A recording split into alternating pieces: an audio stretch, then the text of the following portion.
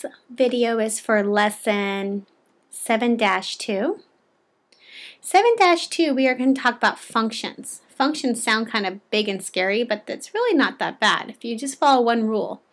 The basic definition of a function is a set of ordered pairs, like x and y, so that each x value responds to the exactly one y value.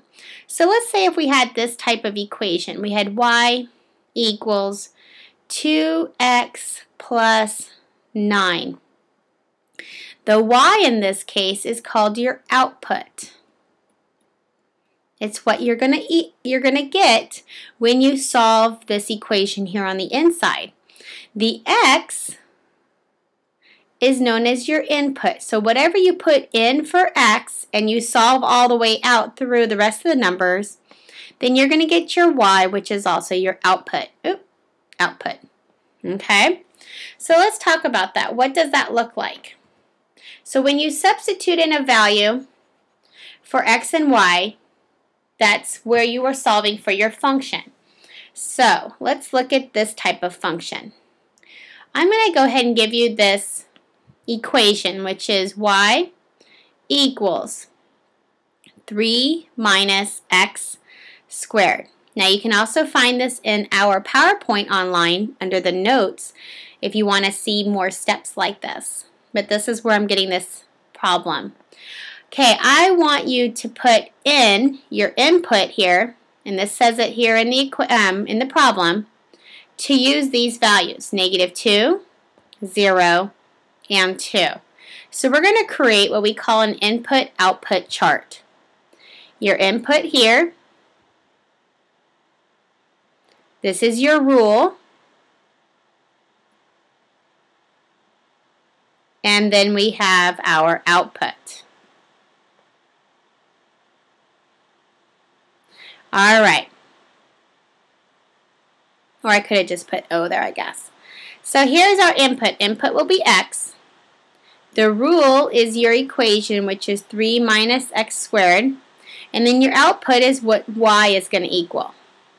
So if I put in these values for x, -2, 0, and 2, I want to see what my answers are going to be. So I'm going to use this rule section as kind of my workspace. So for the first one, here we go. The 3 stays. You can't just kick that out. Bring down your negative. But you'll notice that x here is also negative. That's okay. You have 2 of them then. And then we are going to square this -2. So let me come over here with my work. We have 3 minus -2 squared. Well, -2 raised to the second power we know is 4, and a negative and a negative equal a positive. So this is going to wind up being a +4. However, we still have that negative sign there, so you can't just discard it. It's still part of the problem. And also, don't do a circle and change here because you're squaring it, and exponents come first. So now we have 3 take away 4, which we all know will give us -1. So when I put in the value of -2 for x, my output, or my y, will be -1. And that's your answer. Let's try the next one. The next one is 0. So the 3 stays, minus stays, and now instead of x, I'm putting in 0, and I'm squaring that 0. Okay, which I'm going to come over here and do my work. 3 minus 0 squared. Well, 0 times 0 is always going to give us 0. So the answer here is simply going to be 3, which is my output, 3. So when I put the value of x in as 0, my output will be 3. Okay, let's try one more. Let's put in the value of 2. So again, the 3 stays because that's part of the problem. The minus stays as well. Now we have 2 and we are squaring that. So let's come over here and look at my work. 3 and then 2 squared. 2 squared we all know is 4. So we're going to get 3 take away 4. Well, we kind of already did a problem very similar to this, which we know will equal -1. The difference between this problem here was this had a negative. This one did not, but you'll notice that a negative times a negative gave us that positive anyways. So in essence, they were the same problem. So my output, again, will be -1. All right, let's try another one. Okay, let's say here's my equation. We have y equals -2x minus 3. And we're going to use those same values again of -2, 0, and 2. Okay, so I'm going to have my input, my rule, and my output.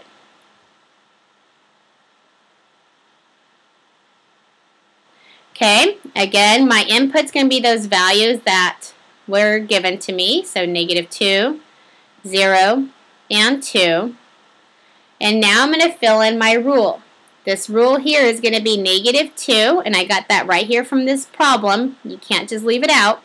But now I'm going to multiply that by my x, which my x is the value that they want us to substitute in. So I'm going to go -2, and then you're going to bring down your -3, or your subtract 3.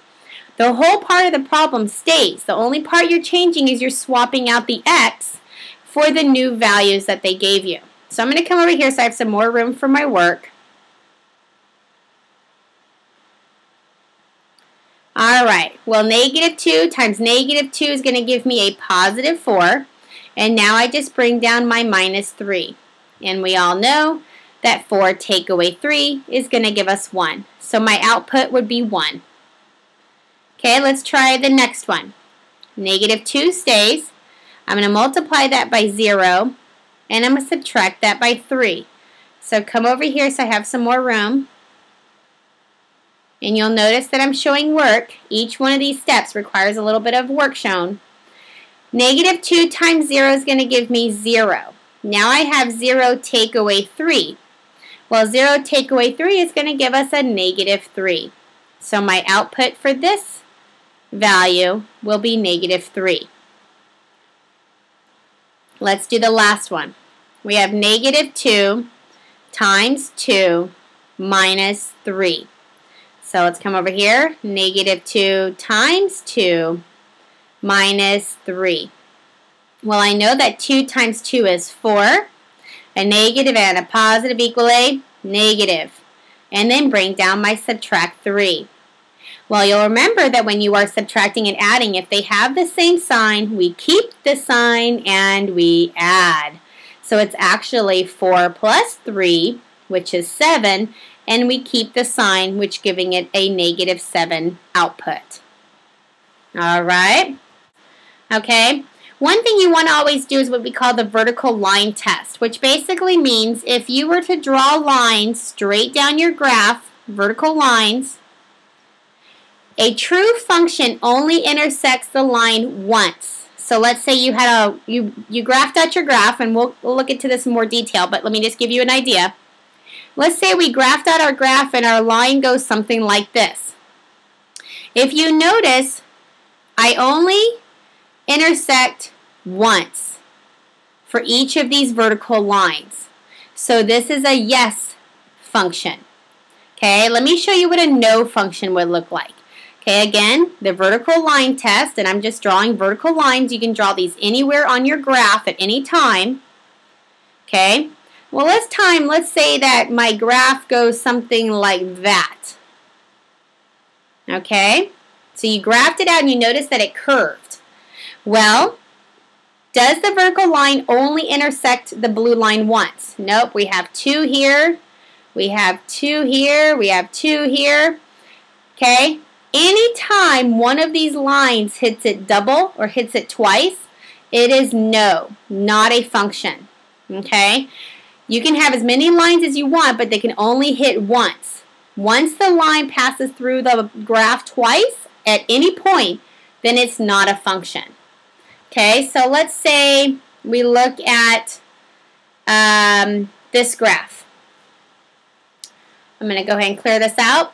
Let's say I give you these coordinate points. I have 2, 3, 3, 4, 3, 5, 2, 6. Okay, let me first input my picture, just very quickly. Alright, I'm going to click on this, drag it over here. Let's make that a little bit bigger so we can see it.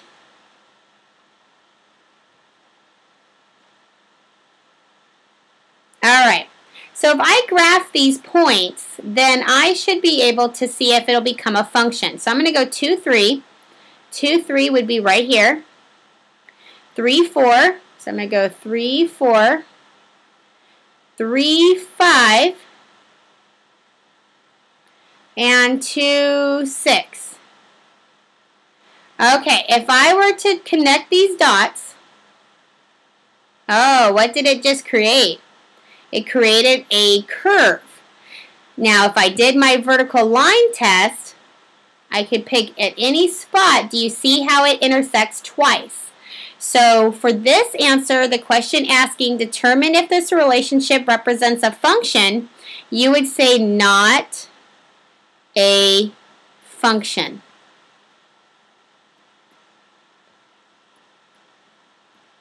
That would be your answer for this problem. Okay? Let's try another one.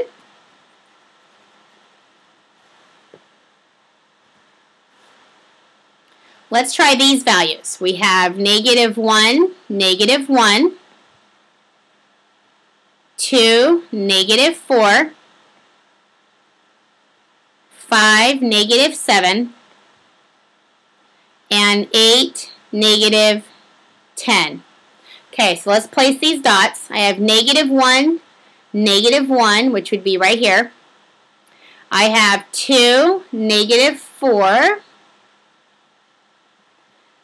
5, -7. Oh, that's not 5. Hold on. Let me fix that real fast. Didn't go over far enough. 5, -7. Okay. And then we have 8, -10. Now, you can clearly see that this is going to create a straight line. Okay? Hopefully I could draw a little better than that. So if I did my vertical line test, that means I can pick any one of these vertical lines. Any one of them. Doesn't have to be all next to each other. It could be at any point. Does my line only intersect once? Yes.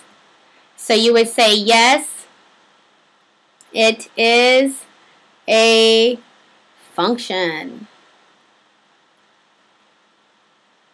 And hopefully